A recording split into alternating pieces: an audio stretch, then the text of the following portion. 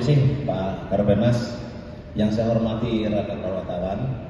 Apa yang disampaikan Pak Karo tadi benar bahwa sejak jam 10 tadi pagi penyidik bersama pengawas internal dan eksternal serta didukung dengan beberapa ahli, ahli baik ahli pidana, ahli yayasan dan ahli TPPU dari PPTK melakukan gelar perkara serta intensif dan hasil sebagai berikut. Sebelum saya menyampaikan kronologisnya, setelah kita telusuri aset dan transaksi yang ada, rupanya APG mempunyai nama lain, yaitu Abdurrahman Rashid Panji Gumilang, ada juga Abu Totok, ada juga Abu Ma'arif, ada juga Samsu Alam. Jadi kelima nama tersebut kita cek rekeningnya, cek transaksinya, dan ada ribuan transaksi. Penyidik telah melakukan pemblokiran terhadap beberapa rekening. Ada 124 rekening, dan dari analisa penyidik sampai saat ini hanya ada 14 rekening yang ada isinya, berjumlah kurang lebih 200 miliar. Dari analisa tersebut, penyidik mempunyai bukti bahwa APG di tahun 2019 telah menerima pinjaman dari Bank Trust sejumlah 73 miliar. Dana tersebut yang dipinjam oleh yayasan masuk ke dalam rekening pribadi dari APG dan digunakan untuk kepentingan APG.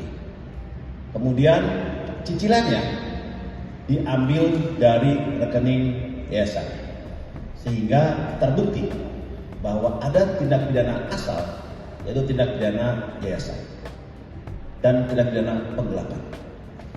Saat itu juga ditemukan oleh penyidik bahwa sejak tahun 2016 sampai 2023 ada pembelian aset yang dimiliki oleh APG berasal dari uang yayasan.